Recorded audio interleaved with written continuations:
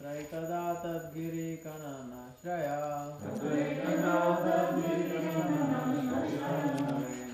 Varana yutta pascharan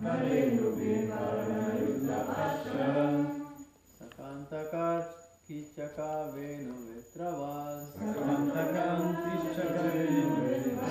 Vishala gulman prarujan vanaspatin Ekadata Girikananashaya Karenu Bivarana Yuta Pacharan Akantakan Chikichaka Venu Vetrava Vishala Gurman Vanaspati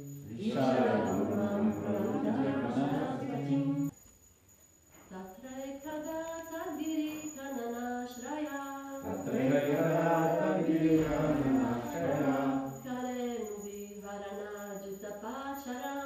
Karenu vivarana jutapacharam Sakantaka kichaka venuvetravas Vishalaguman parujam vanaspatim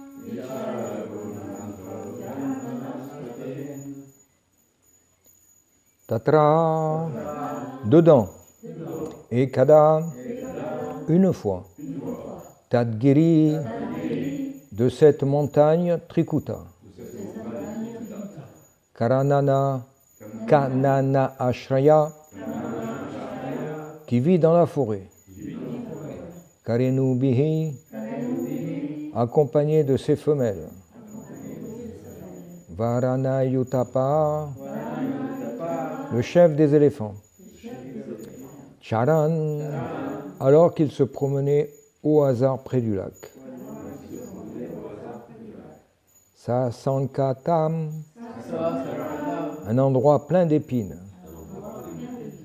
Chichaka Venu Vetravat, avec des plantes et des lianes de différents noms. Vishala Gulman, de nombreux fourrés. Parujan, cassant. Vanapatin, arbres et plantes. Traduction par Srila Prabhupada. Un jour, le roi des éléphants, qui vivait dans la forêt de la montagne Trikuta, se promenait au hasard près du lac, accompagné de ses femelles. Il écrasait de nombreuses plantes, lianes, fourrés et arbres, sans se soucier de leurs épines acérées. Donc, verset 21, il n'y a pas de teneur reportée, on passe au verset suivant. Yad Ganda Matra Darayo Gajendra Vyagaradayo Vyalamrigat Sadatka Maogaras Chapi Vayadravanti Saugora Krishna Sobarat Shamaria. Traduction. Tous les autres éléphants, les tigres et les autres animaux sauvages, tels les lions, les rhinocéros, d'énormes serpents, des charabas blancs et d'autres noirs, ainsi que le cerf Chamari, s'enfuyaient apeurés dès qu'ils percevaient l'odeur de cet éléphant. Verset 22.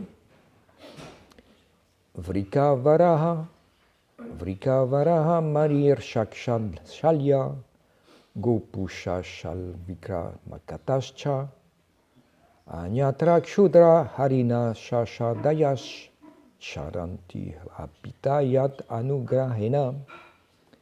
Traduction.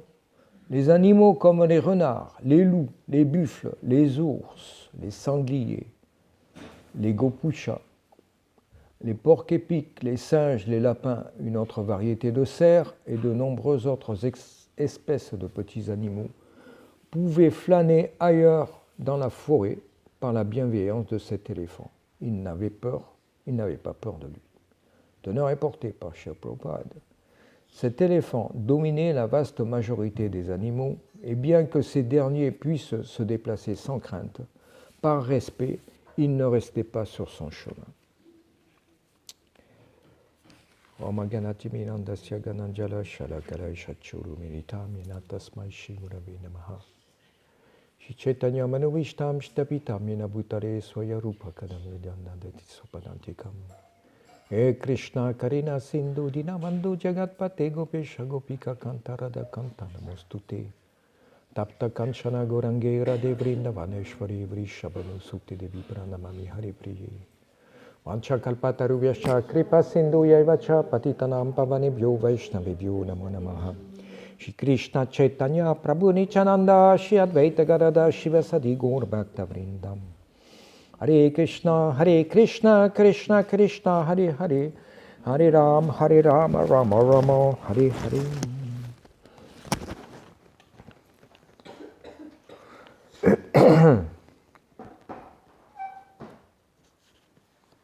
Donc là, Vyasadeva explique quel était le statut de cet éléphant Gajendra, parce qu'on peut percevoir à travers ces versets qu'en fait,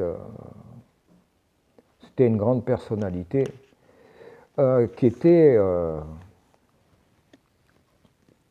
honorée et respectée par pratiquement tous les autres habitants animaux de l'endroit. Donc la planète, cette planète, c'est pas sur Terre. Ce divertissement, en fait, se passe pas sur Terre, mais sur une planète édénique, autour d'une montagne qui s'appelle Trikuta, qui est comme une île, mais une île gigantesque dans un océan de lait. Et donc, dans cette planète édénique, en fait, il y a toutes sortes de facilités. Et là, en fait, indirectement, on a une description en fait, des planètes édéniques. On voit qu'il y a quantité d'animaux qui sont sympathiques et puis d'autres qui le sont moins, comme les lions, les rhinocéros, les serpents. Donc, on voit que la peur existe. Même dans les planètes supérieures, on voit qu'il y a cette Pakriti Stanikarshati, dure lutte contre l'existence. Alors bien sûr, il y a des niveaux de planètes où cette lutte elle est particulièrement difficile, c'est infernal.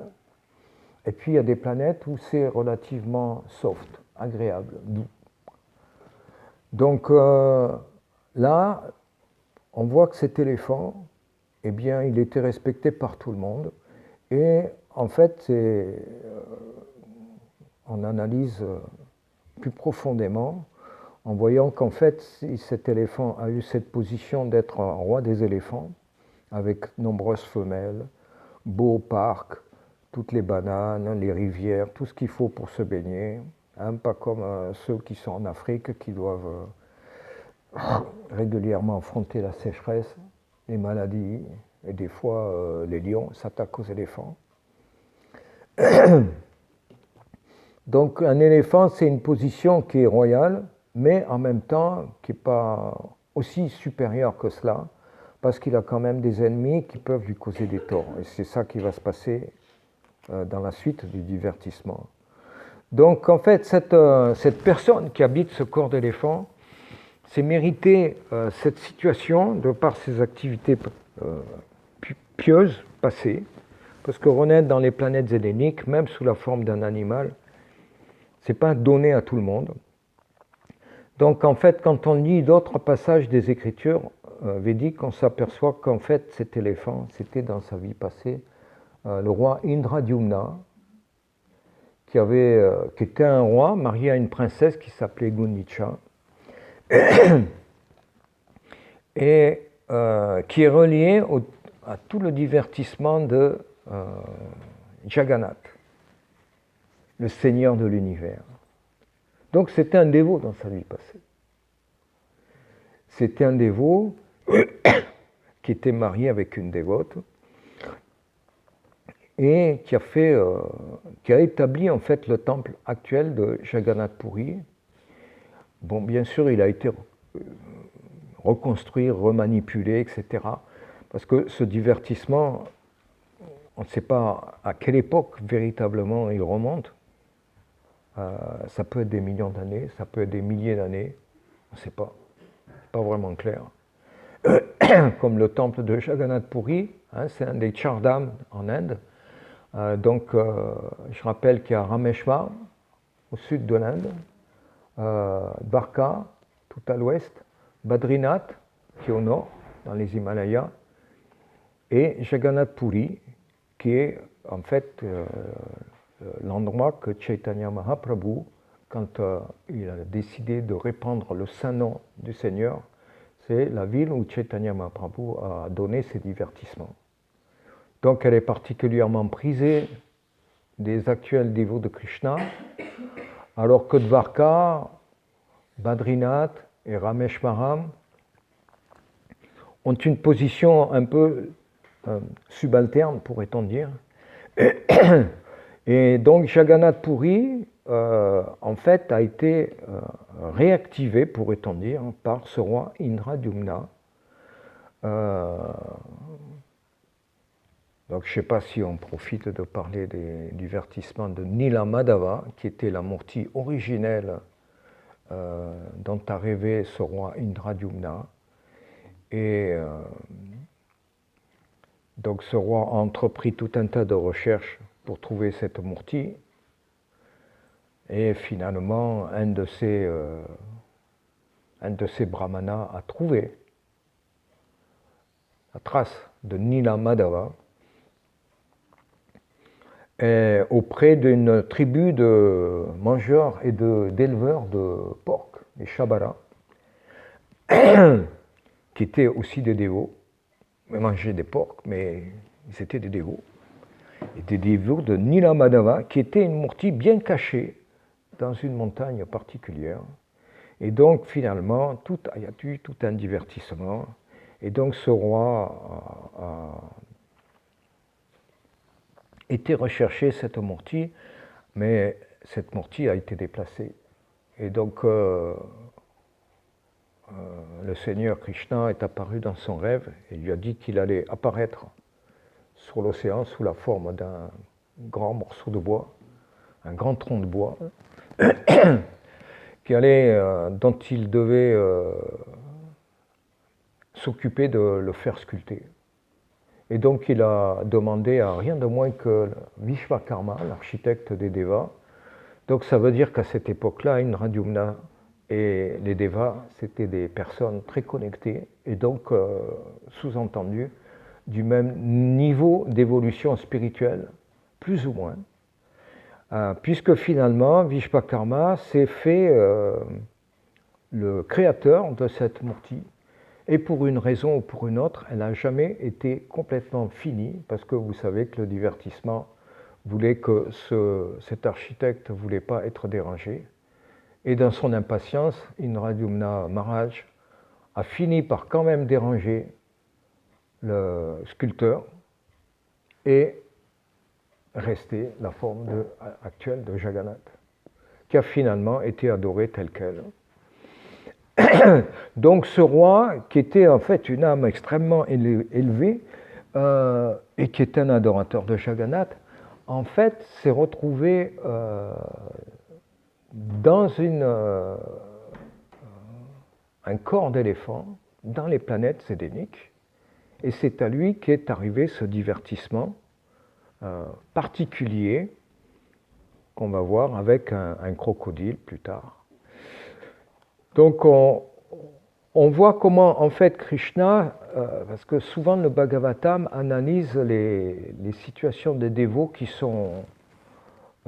obtiennent le darshan de Krishna, mais on voit que pour mériter ce darshan, qu'est-ce qui s'est passé dans leur vie précédente? Quel est le punya? Quelles sont les activités dévotionnelles qui ont fait qu'ils se sont qualifiés pour avoir le darshan de Shri Krishna? Ce n'est pas un processus comme ça, si facile, de pouvoir avoir la vision de Krishna. Et donc, implicitement, à travers les divertissements du Bhagavatam, on comprend que c'est une entreprise fort ardue et qui demande parfois, et même souvent, plusieurs vies pour y arriver. Et donc, la psychologie du dévot, quand il pratique la vie spirituelle, doit être de pratiquer la tolérance et la patience. Donc le dévot est supposé transcender les trois gunas, Trigunya Vishaya Veda, Nishtregunya Bhavarjuna. Donc Krishna recommande à Arjuna de dépasser les trois gunas qui, des Védas, font l'objet premier. C'est-à-dire dépasser la vertu, d'être tranquillement douillé dans ce monde matériel, même si c'est dans un concept védique où on s'élève progressivement,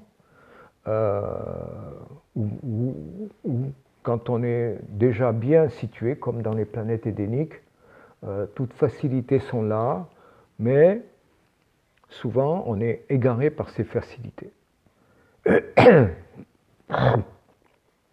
Donc c'est là le risque, c'est la pratique du service de dévotion engendre très rapidement, on peut le ressentir, une baisse de la pression des trois gunas et des trois klèches, des trois souffrances infligées au corps, au mental, par la nature matérielle, par les autres êtres vivants. Donc cette pression, elle diminue grandement, simplement, quand on commence à pratiquer le service de dévotion. C'est un sous-produit. Et des fois, on peut être attaché par ça. On peut être attaché à cette atmosphère paisible, vertueuse, qui est conducive en fait à un apaisement du mental et à pouvoir permettre au mental de se concentrer sur les pieds de lotus de Krishna.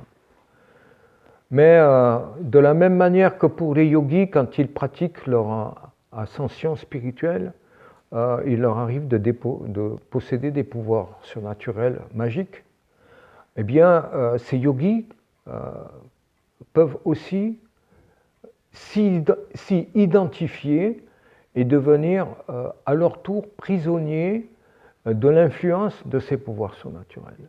Et de la même manière, le dévot peut aussi, lui aussi, devenir prisonnier de l'influence des sous-produits du service de dévotion et se complaire dans une vie dévotionnelle qui est moins intense, mais où on bénéficie de facilités matérielles et puis d'apaisement du mental. Parce que les gens ne réalisent pas dans la vie courante comment ils sont opprimés par les trois gunas, principalement la passion et l'ignorance. Ils ne se rendent pas compte quelles austérités cela représente de faire la queue au supermarché, à la banque, sur le périphérique, avec les gens avec qui on travaille, et tellement d'autres endroits, de respirer un air malsain, pollué par les particules des moteurs et autres industries, de manger une nourriture vite faite, mal faite, surgelée, décongelée, ne pas s'occuper des enfants, les fourrer à la fourrière, à la maternelle ou dans les écoles, et puis venir les chercher le soir. Et c'est une fourrière, on les fourre dans le fourre-tout, on les met de côté. Et on s'étonne qu'à 15 ans, 16 ans, ça y est, ils ont pratiquement, ils taillent la route. Ils ne sont plus dans la famille, ils ont leur famille, ils ont leur espace-temps, etc. Donc l'éducation des enfants, en fait, en pâtit beaucoup. Et puis après, les enfants, on ne les voit plus. Ils partent sur une autre planète, un autre continent, une épouse ailleurs, à Hong Kong, en Chine, partout. Donc là, un type de vie comme ça, passionné, on pense que c'est ça qu'on fait miroiter dans l'esprit des masses, et puis aussi du tiers-monde. C'est pourquoi après, ils sont inspirés pour venir ici. Mais c'est un miroir aux alouettes, ils ne comprennent pas les sous-produits de la passion et de l'ignorance. Donc au premier abord, la passion, c'est du nectar parce que le chèque est à la fin du mois et on est libre de le dépenser comme on veut dans n'importe quelle supérette ou en cliquant, etc. Mais les fruits deviennent rapidement amers, brûlants, piquants comme du piment.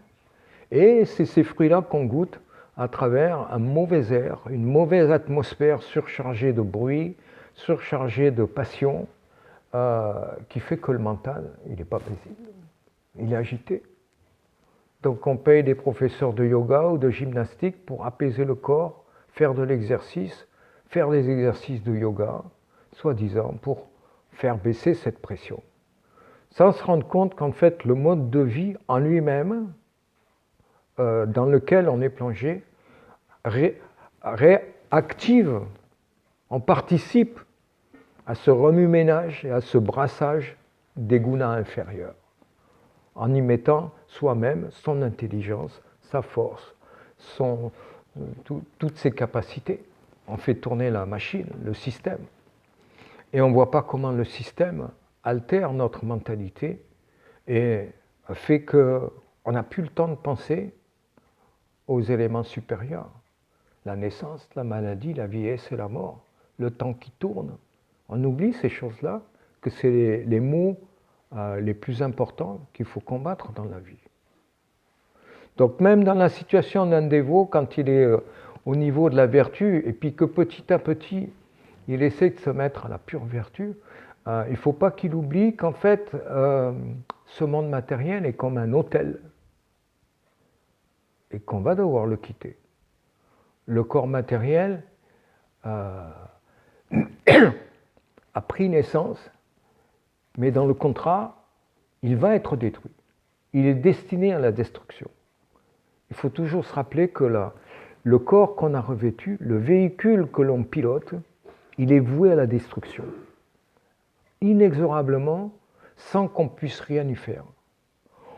Par contre, ce qu'on peut faire, c'est se préparer pour éviter d'avoir à nouveau un nouveau corps matériel. Et c'est en fait l'objectif ultime du mouvement pour la conscience de Krishna, de rendre les gens alertes à la situation précaire dans laquelle ils sont, où ils vont être éjectés de cette chambre qui est louée et qui est un corps kshetra, un kshetragya, un champ d'activité pour l'âme.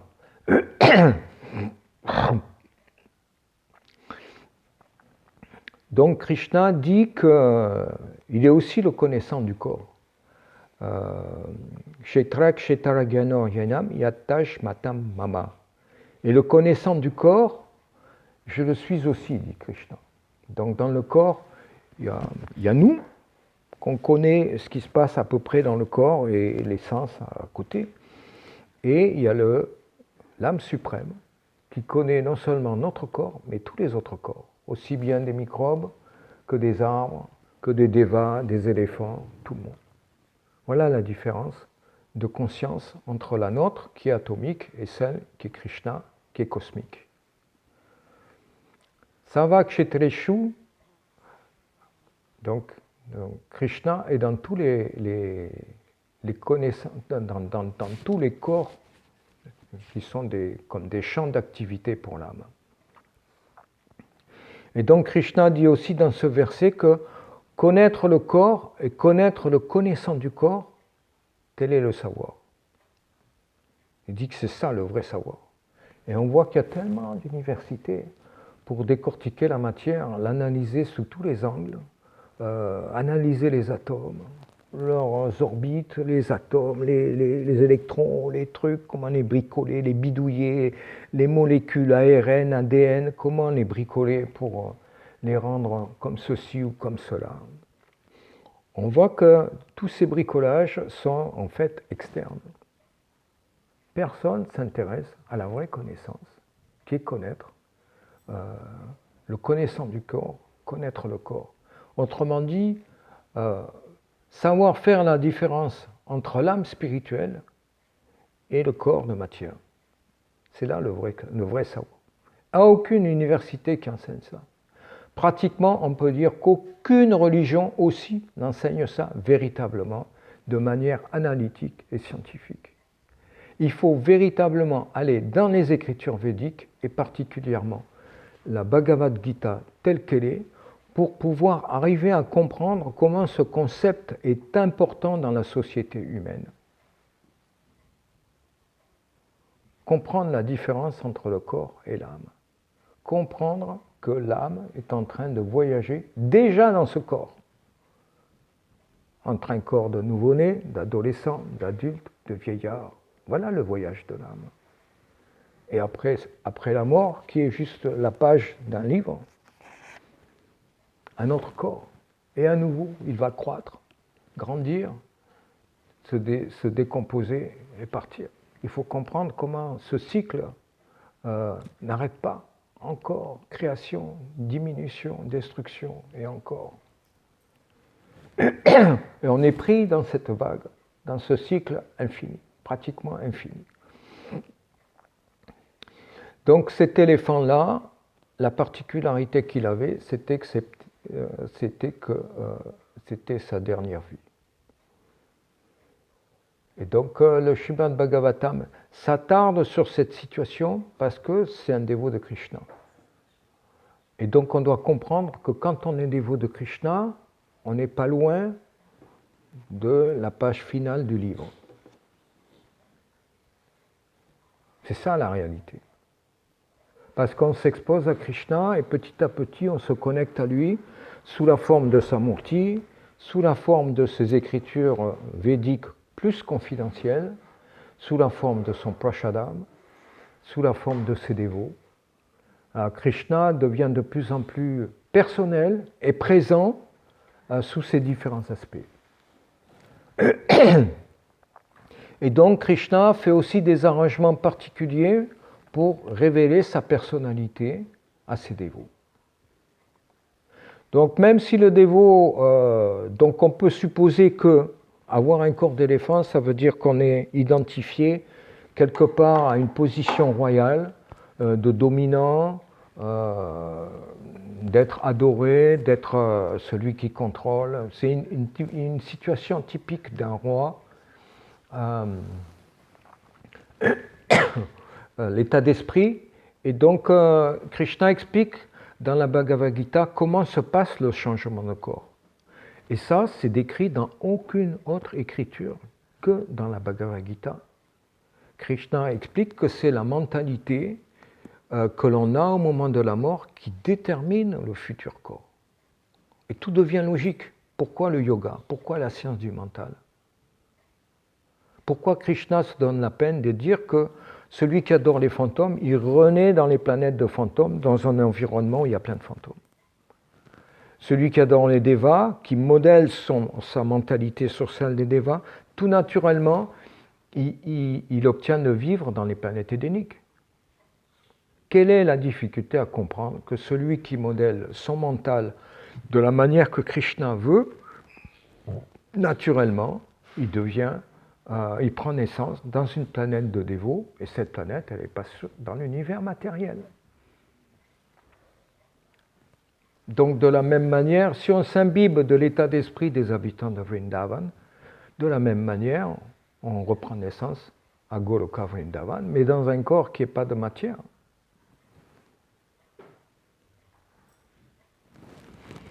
Donc cette science du mental est extrêmement importante pour l'humanité, qui est plongée dans l'ignorance. Et donc Srila Prabhupada a accompli un service qui est cosmique, qui est inestimable, en réactivant cette connaissance et en la rendant urgente à être propagée dans la société humaine. Parce que Srila Prabhupada va plus loin et est extrêmement, pourrait-on qualifier, il est gonflé, il ose expliquer que la situation dans laquelle on vit, ce n'est pas une situation humaine.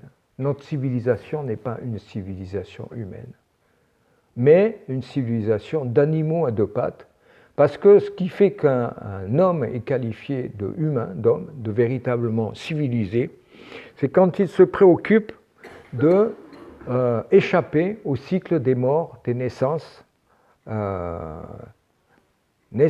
naissance, mort, maladie, vieillesse. Voilà les 4 mots qui font que quelqu'un peut être qualifié d'humain quand il se préoccupe sérieusement de ses problèmes.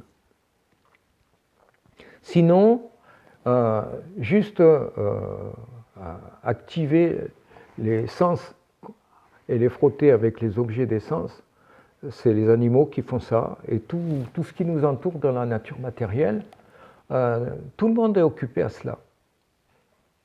Donc si l'être humain passe la majeure partie de son temps à cette activité, eh ben, il se qualifie pour être un animal.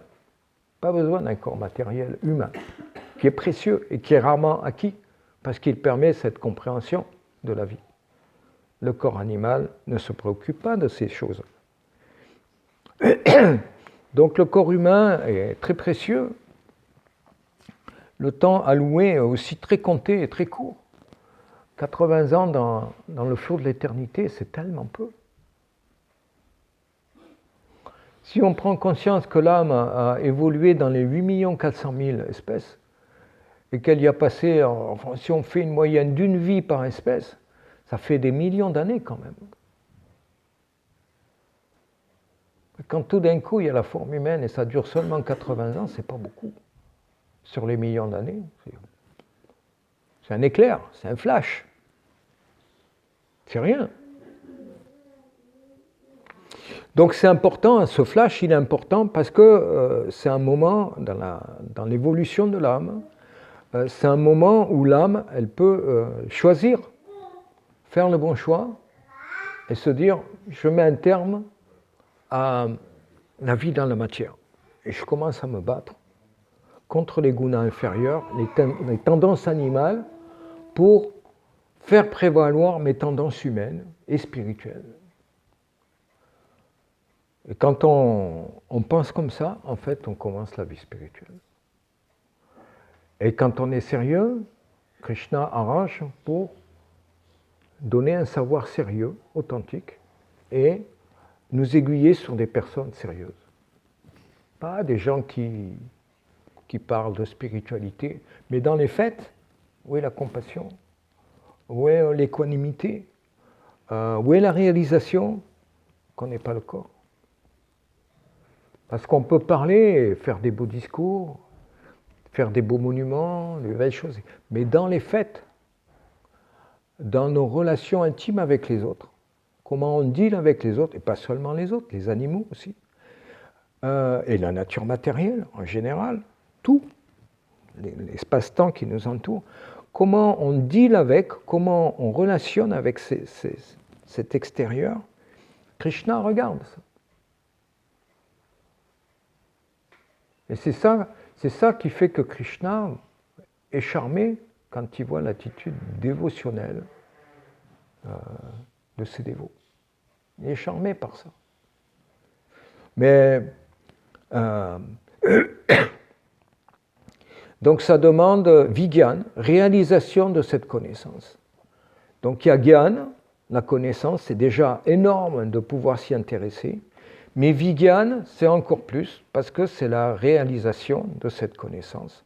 Et cette vigyan, elle se passe quand on accomplit du service pour les dévots, pour le maître spirituel, pour Krishna, et par miséricorde. Donc la miséricorde, c'est l'ingrédient invisible qui catalyse cette réaction, gyan, en vigyan. Connaissance livresque, intellectuelle, en connaissance réalisée du fond du cœur et qui change le caractère, qui change l'écriture aussi. C'est tout un ensemble, parce que Krishna, on ne peut pas le voir en tant que personne, mais il est là indirectement. On réalise qu'après un certain temps, que tout est Krishna, qu'on navigue dans le monde spirituel, mais il est couvert par une énergie qui nous sépare de lui, séparatrice, une énergie d'illusion.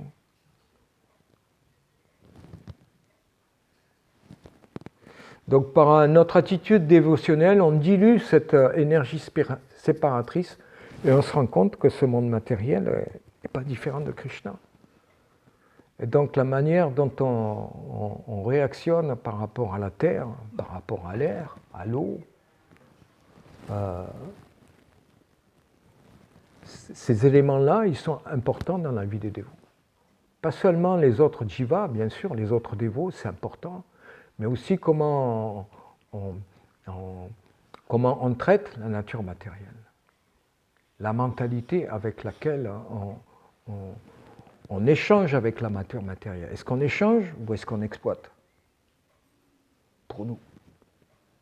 Beaucoup de gens se posent la question. La pollution, l'exploitation des mines, des richesses agricoles, de la richesse de la forêt vierge, l'Amazone. Il y a une mentalité qui est derrière. Et cette mentalité de vouloir trop prendre sur les autres, Krishna n'aime pas ça. Krishna aime voir comment on se satisfait de la petite part qui nous est allouée, avec un petit standard de vie, mais surtout un standard immense d'adoration envers lui. C'est ça que Krishna veut. Donc tant que les gens n'ont pas ce point de vue, ou commencent à s'intéresser à cette manière de voir non seulement la philosophie, la conscience de Krishna, mais de voir comment on deal avec les éléments autour de nous, on ne peut pas parler de véritablement Vijnana ou réalisation de ce que donne Srila Prabhupada dans ses livres.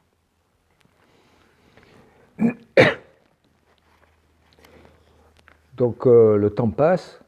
Est-ce qu'il y a peut-être des questions, des commentaires?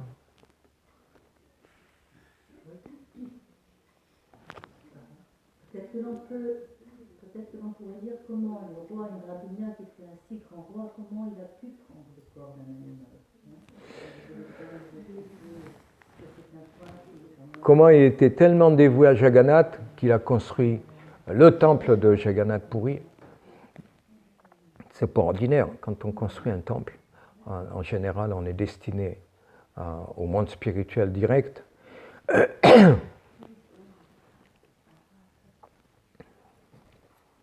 Krishna fait des arrangements pour ses dévots qu'on ne comprend pas. Et il veut aussi faire participer ses dévots à des lilas, à des divertissements. Donc, pour le roi Indradyumna, passer dans un corps d'éléphant, puis tout d'un coup se trouver agressé alors qu'il est sur les planètes édéniques et tout, c'est la matière. Même dans les planètes édéniques, rien n'est sûr. Il y a des ennemis. Krishna veut nous montrer. Certaines réalisations, elles manquaient à ce roi Indradyumna. Et aussi, Krishna voulait s'amuser avec lui. Donc il lui donne l'opportunité de participer à ce darshan. Krishna a ses raisons. Maintenant, analyser les raisons de Krishna, pourquoi Krishna met cette personne 2, 3, 4, 5 vies, alors que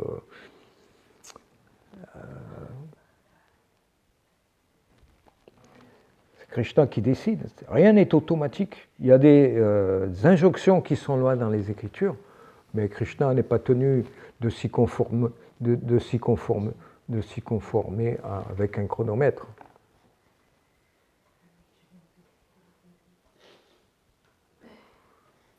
Oui. On a cette idée en tant que on a, dans notre philosophie, on a une dichotomie très nette entre le monde spirituel, l'énergie spirituelle et l'énergie matérielle. On a un terme pour ça, c'est Maya, l'illusion. Pourtant, ce qu'on perçoit avec nos sens, ce qu'on voit dans la vie de tous les jours, ce qu'on peut toucher, ça a l'air très factuel, en fait. Donc comment est-ce qu'on explique que la matière est une illusion alors que c'est là où on vit et c'est ce qui est évident au premier coup d'œil. C'est la nature de l'illusion de plonger les gens dans l'ignorance. Et on ne voit pas comment la matière est en train de se transformer, de s'oxyder, de se faire bouffer par le kala, le temps éternel. Tout comme un nuage, on le regarde une minute après, ça a l'air d'être le même, mais vous le regardez une heure après, il n'a plus du tout la même forme. Et il a bougé. Le corps, c'est pareil. Si on le regarde un an après, le miroir, c'est pareil. Et vous regardez, vous voyez après 20 ans, mais on ne réalise pas. Après 20 ans, waouh, les rides, les bajoux, les seins qui pendent, la peau qui plisse, le bidon qui augmente. Et puis à l'intérieur, les joints qui craquent, les tendinites, tout ça, on ne voit pas. Mais c'est la réalité. Le corps est en train de se décomposer, de devenir pourri petit à petit. Et des fois, il y a des pourrissements rapides, on appelle ça des cancers. Des fois, ça prend 3 mois. Et le corps est complètement lessivé en 3 mois. Plus de cheveux, des plaques, des trucs, ça devient horrible. C'est terrible, hein, le corps matériel. En même temps, c'est une mauvaise affaire, mais en même temps, avec la connaissance, on peut le tourner avantageusement. Mais il faut savoir comment l'utiliser. Il n'y a que les livres de Srila Prabhupada qui expliquent comment utiliser le corps pour pouvoir participer au service dévotionnel de Krishna. Donc, c'est important de comprendre comment fonctionne la matière, les 3 gunas, la passion, l'ignorance dont il faut absolument se mettre à l'écart, et la vertu. Et la vertu a aussi ses pièges. Donc c'est l'objet du divertissement de l'éléphant, avec plus tard, il va rencontrer le crocodile. C'est affaire de réalisation. Donc c'est pas que ça vient, on comprend Maya, c'est déjà bien de le comprendre intellectuellement. Qu'est-ce que c'est Maya, l'illusion? Parce que comprendre Maya, l'illusion, il faut l'expérimenter. Il y a un divertissement de Narada Muni, où Narada Muni demande à Krishna de lui montrer comment Maya fonctionne. Et Krishna lui dit, Maya, je ne peux pas te montrer comment elle fonctionne. Il faut que tu sois dedans, que tu l'expérimentes. Pour voir comment tellement cette énergie est rusée. Et donc c'est un divertissement où Narada Muni s'est trouvé transformé, il s'est retrouvé chef de famille, captivé par une jeune fille à qui il a donné des enfants, une famille, etc. Puis finalement, je donne un raccourci, hein. On peut s'amuser pas mal avec Narada Muni. J'espère qu'il m'en tiendra par rigueur. Mais finalement,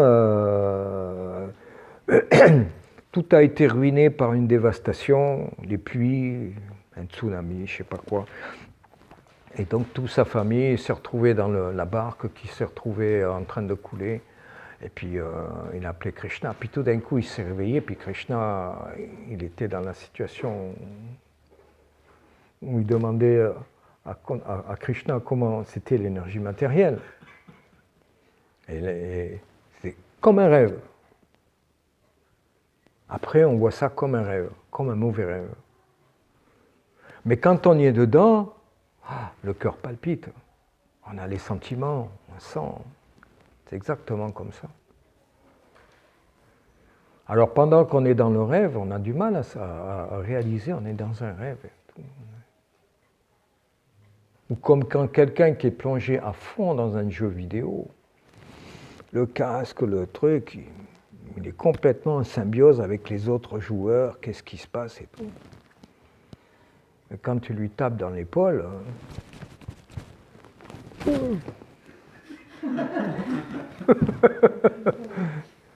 alors des fois, il faut des petits panneaux dans le jeu, sortie du jeu. Et au bout d'un moment, oui, puis plusieurs signes, et puis après. Puis petit à petit, on commence à sortir du jeu. Ce monde est un monde virtuel, comme une machine super sophistiquée qui présente un jeu vidéo de guerre ou un autre. Mais pendant qu'on est dans le jeu, on vit vraiment le truc. On a le cœur qui ressent la peur, l'anxiété, l'effort, la ruse, les plans qu'on fait pour contrecarrer l'ennemi, pour être avec lui, tout un tas de trucs. Et quand on sort du jeu, tout d'un coup, c'est une autre vie. On se rend compte, surtout si on a beaucoup joué, quand on est resté longtemps dans la matière, on connaît le truc, quoi. On connaît la suite des événements, comment ça tourne. On connaît la maison. Donc on connaît comment les trois gunas tournent et on commence à... Ok, je connais la vidéo, quoi. Je connais le jeu, quoi, le film. Je connais le DVD, quoi. Donc ça, c'est la position des dévots. Ils ont commencé, quand ils sont près de Krishna, ça veut dire qu'ils ont commencé à avoir fait le tour du DVD de ce monde matériel. C'est ça.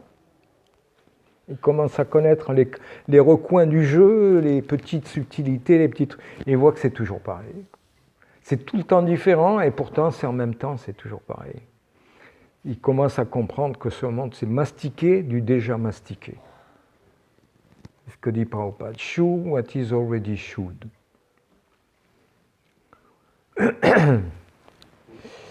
Quant à la Srimad Bhagavatam, qui Shri Prabhupada, qui Une question.